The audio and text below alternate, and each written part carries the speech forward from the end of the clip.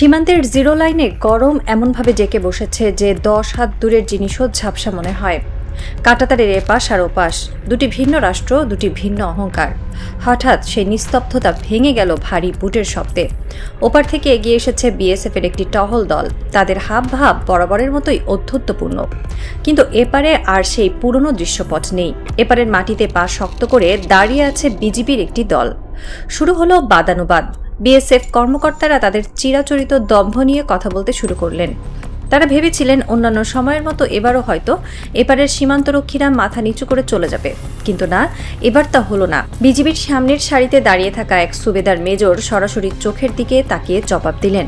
পরিস্থিতি উত্তপ্ত হয়ে উঠল। বাদানুবাদ চলল ইংরেজিতে। হ্যাঁ, সুবেদার মেজরের ইংরেজি হয়তো অক্সফোর্ড বা ক্যামব্রিজের মতো নিখুঁত ছিল না। তার উচ্চারণ হয়তো ব্রিটিশ অ্যাকসেন্ট ছিল না। গ্রামারের দু এক জায়গায় হয়তো ব্যাকরণগত ত্রুটি ছিল, কিন্তু তার চোখের দৃষ্টি, শরীরের ভাষা আর হাতের আঙুল যা ট্রিগারের খুব কাছাকাছি স্থির হয়েছিল তা বুঝিয়ে দিচ্ছিল যে তিনি কি বলতে চাইছেন। তার বার্তাটি ছিল স্ফটিকের মতো স্বচ্ছ, এক পাও এগোবে না, দিস ইজ আওয়ার ল্যান্ড। ওপরের প্রহরীরা সেই বার্তা খুব ভালো করে বুঝতে পেরেছিল। তারা পিছু হটতে বাধ্য হলো। সীমান্ত সেদিনের মতো শান্ত হলো, কিন্তু আসল ঝড়টি শুরু হলো দেশের ভেতরে, সাইবার জগতে। সীমান্তের সেই বাদানুবাদের ভিডিওটি কোনোভাবে সোশ্যাল মিডিয়ায় ছড়িয়ে পড়ল, আর মুহূর্তের মধ্যে দেশের ভেতরের একদল মানুষের আসল চেহারা বেরিয়ে এলো। এরা কারা? এরা হলো সেই দেশীয় ভারতীয় রাজাকার বা নব্য মির্জাফরের দল, যারা সবসময় সুযোগ খোঁজে নিজ দেশের বাহিনীকে হেয় করার। তারা এসি রুমে বসে নরম সোফায় গা এলিয়ে দিয়ে ল্যাপটপের কিবোর্ডে ঝড় তুলল। তাদের মূল লক্ষ্য হয়ে দাঁড়ালো সেই সুবেদার মেজরের ইংরেজি জ্ঞান। ও মাই গড, এই লোকটা ইংরেজি বলতে পারে না কেন? কি সব ব্রোকেন ইংলিশ বলছে? আমাদের সম্মান তো শেষ। ইন্ডিয়ানদের সামনে আমাদের সোলজারের এই অবস্থা। তারা ট্রল করতে শুরু করলো। তারা ভুলে গেল যে এই মানুষটি মাঝরাতে কনকনে শীতে তাদের শান্তির ঘুমের জন্য নিজের জীবন বাজি রেখে সীমান্তে দাঁড়িয়ে আছেন। তারা ভুলে গেল যে তিনি কোনো কর্পোরেট অফিসের সিইও নন, তিনি একজন সীমান্তরক্ষী।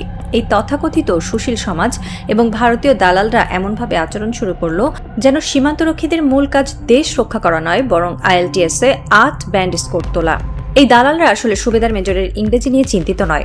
তাদের আসল কষ্ট অন্য জায়গায়। তাদের কষ্ট হলো এতদিন যে বিএসএফ এপারে এসে দাদাগিরি করত, আজ কেন তাদের মুখের উপর জবাব দেওয়া হলো? কেন বাংলাদেশের একজন জওয়ান চোখে চোখ রেখে কথা বলার সাহস পেল? এই সাহসটাই তাদের গাত্রদাহের মূল কারণ। আর তাই তারা ইংরেজি ভাষার দম্ভকে হাতিয়ার হিসেবে ব্যবহার করে দেশের বাহিনীর মনোবল ভাঙার জন্য এক জঘন্য মনস্তাত্ত্বিক খেলায় মেতে উঠল। যারা আজ ফ্লুয়েন্ট ইংরেজি নিয়ে এত লাফালাফি করছে, তাদের একটু ইতিহাসের পাতা থেকে ঘুরে আসা প্রয়োজন। খুব বেশি পেছনের ইতিহাস নয়, মাত্র কয়েক বছর আগের গালওয়ান উপত্যকার কথা। ভারত চীন সীমান্ত। হিমালয়ের বরফ ঢাকা গালওয়ান উপত্যকায় মুখোমুখি দাঁড়িয়ে দুই দেশের সেনাবাহিনী। ভারতীয় সেনাবাহিনীর অফিসাররা সেদিন অত্যন্ত চমৎকার, ফ্লুয়েন্ট এবং নিখুঁত গ্রামারে ইংরেজিতে কথা বলছিলেন। তাদের বাচনভঙ্গি ছিল একেবারে অক্সফোর্ড প্যাটার্নের। অন্যদিকে চীনা লিবারেশন আর্মির সৈন্যরা যে ইংরেজি বলছিল তা শুনে হয়তো যে কোনো ইংরেজি শিক্ষক হার্ট অ্যাটাক করতেন।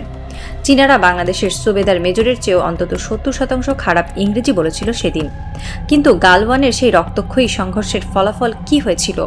ফ্লুয়েন্ট ইংরেজি বলতে পারা ভারতীয় আর্মিকে আক্ষরিক অর্থেই তামাতামা করে দিয়েছিল চীনারা। কাঁটাতার জড়ানো লাঠি আর রড দিয়ে পিটিয়ে ভারতীয় সেনাদের এমন অবস্থা করেছিল যে তারা প্রাণ ভয়ে পালাতে বাধ্য হয়েছিল। নিখুঁত ইংরেজি ভাষা সেদিন ভারতীয়দের চীনাদের মুগুরের আঘাত থেকে বাঁচাতে পারেনি, কারণ যুদ্ধক্ষেত্রে বা সীমান্তে ভাষা দিয়ে যুদ্ধ জয় করা যায় না। শত্রুকে বোঝাতে পারাই আসল কথা। চীনা সৈন্যরা তাদের ভাঙা ইংরেজিতেই বুঝিয়ে দিয়েছিল যে তারা কি করতে পারে।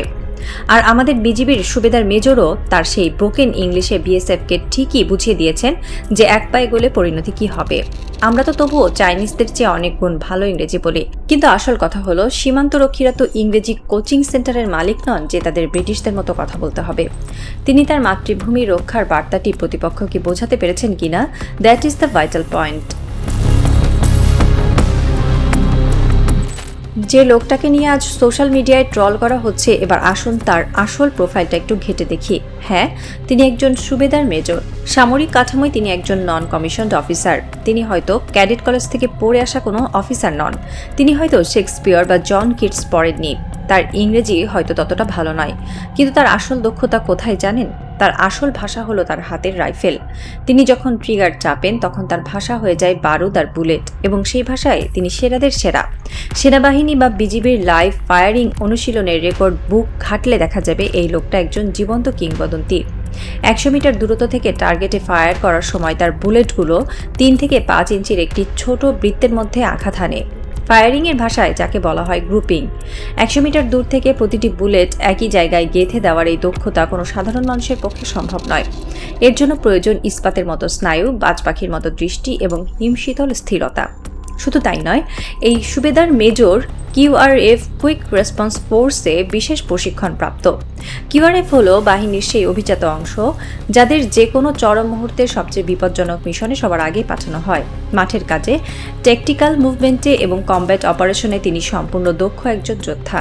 যারা আজ তাকে নিয়ে ট্রল করছে, তারা যদি কখনো 100 মিটার দূর থেকে এই লোকটার রাইফেলের সাইড গ্লাসের দিকে তাকাতো, তবে তাদের ফ্লুয়েন্ট ইংরেজি নিমেষেই শুকিয়ে কাঠ হয়ে যেত। কারণ যুদ্ধক্ষেত্রে গ্রামার কাজ করে না, কাজ করে বুলেট। আর সেই বুলেটের ভাষায় এই সুবেদার মেজর একজন আস্ত অক্সফোর্ড ডিকশনারি। এই পুরো ঘটনাটি আসলে বিচ্ছিন্ন কোনো বিষয় নয়, এটি একটি সুপরিকল্পিত মনস্তাত্ত্বিক যুদ্ধ।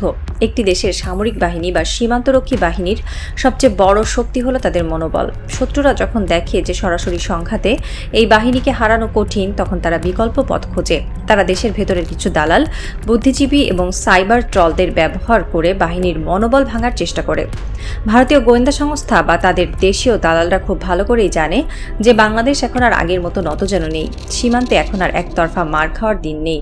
তাই তারা এখন এই ধরনের ছোটখাটো বিষয় নিয়ে ইস্যু তৈরি করে সাধারণ মানুষের মধ্যে বাহিনীর প্রতি অশ্রদ্ধা তৈরির চেষ্টা করছে।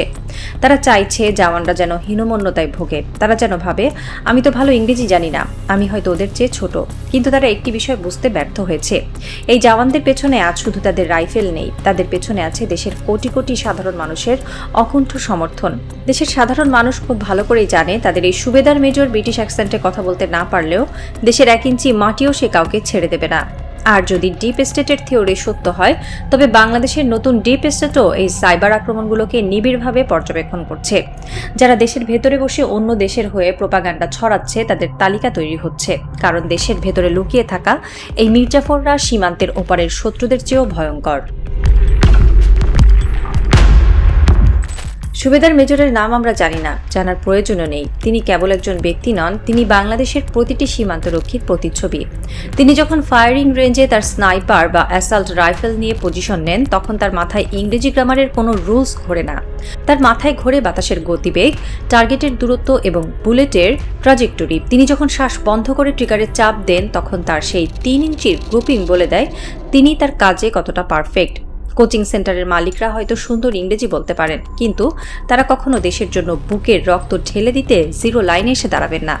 যারা ট্রল করছে তারা এসি রুমে বসে পিৎজা খেতে খেতে হয়তো গ্রামার ঠিক করবে, কিন্তু যখন ওপারের শত্রুর বুলেট ধেয়ে আসবে, তখনই ব্রোকেন ইংলিশ বলার সুবেদার মেজরই তার বুক পেতে দেবেন। আবারও রাত নেমেছে জিরো লাইনে। আজ রাতের কুয়াশা যেন গতকালের চেয়ে বেশি ঘন। দূরে ওপারের সার্চ লাইটের আলো কুয়াশার সাথে ধাক্কা খেয়ে অদ্ভুত এক মায়াবী পরিবেশ তৈরি করেছে। সুবেদার মেজর তার পোস্টের বাংকারে দাঁড়িয়ে আছেন, তার হাতে তার প্রিয় রাইফেলটি। তিনি জানেন সোশ্যাল মিডিয়ায় তাকে নিয়ে কি চলছে। তার কানে হয়তো পৌঁছেছে সেই সব ফ্লুয়েন্ট ইংরেজি বলা ট্রলদের ব্যঙ্গ বিদ্রুপ, কিন্তু অন্ধকারে তার মুখে এক চিলতে কঠিন শীতল হাসি ফুটে উঠল। তিনি তার রাইফেলের সাইট গ্লাসটা চোখের সামনে তুলে ধরলেন। 100 মিটার দূরে ওপারের কাঁটাতারের কাছে একটি ছায়া নড়াচড়া করছে। বাতাসের গতি আজ একটু বেশি। সুবেদার মেজর তার সাইড গ্লাসের অ্যাডজাস্টমেন্ট নবটা আলতো করে ঘুরিয়ে নিলেন। Broken English. তিনি বিড়বিড় করে বললেন, তার আঙুলটা ট্রিগারের উপর স্থির। তিনি জানেন তার মাতৃভূমি তাকে ইংরেজি শেখার জন্য এখানে পাঠায়নি, তাকে পাঠিয়েছে এই ট্রিগারটা ঠিক সময়ে চাপার জন্য। ওপারের ছায়ামূর্তিটা কি আরেকটু এগোবে? যদি এগোয়, তবে কাল সকালে হয়তো আর কোনো বাদানুবাদ হবে না। কাল সকালে হয়তো ফ্লুয়েন্ট ইংরেজিতে কথা বলার জন্য কেউ বেঁচে থাকবে না। অন্ধকার আরও গভীর হলো। বাতাসের শ্বাস আর শব্দ ছাড়া আর কোনো শব্দ নেই। সুবেদার মেজর শ্বাস টেনে নিলেন। ট্রিগারের ওপর তার আঙুলের চাপ সামান্য বাড়ল। ভূরাজনীতি আর সাইবার ওয়ারফেয়ারের সব হিসাব নিকাশ এখন এই বাংকারের ভেতর থমকে আছে। একটি রাজনৈতিক থ্রিলারের ক্লাইম্যাক্স যেন এই কুয়াশা ঢাকা রাতেই মঞ্চস্থ হতে যাচ্ছে। শত্রুপক্ষ হয়তো জানে না তারা কার মুখোমুখি দাঁড়িয়ে আছে। তারা একটি ভাষায় ভুল ধরতে গিয়ে এমন এক ঘুমন্ত আগ্নেয়গিরিকে জাগিয়ে তুলেছে, যার লাভা কেবল 3 ইঞ্চি বৃত্তের ভেতরেই নিখুঁতভাবে আঘাত হানতে জানে। এখন শুধু অপেক্ষা, একটা ভুল চাল, এক পা সামনে বাড়ানো, আর তারপর সব নিস্তব্ধ। খেলা কেবল শুরু হয়েছে, আর এই খেলায় শেষ হাসিটা হাসবে সেই ব্রোকেন ইংলিশ বলা মাস্টার স্নাইপারই।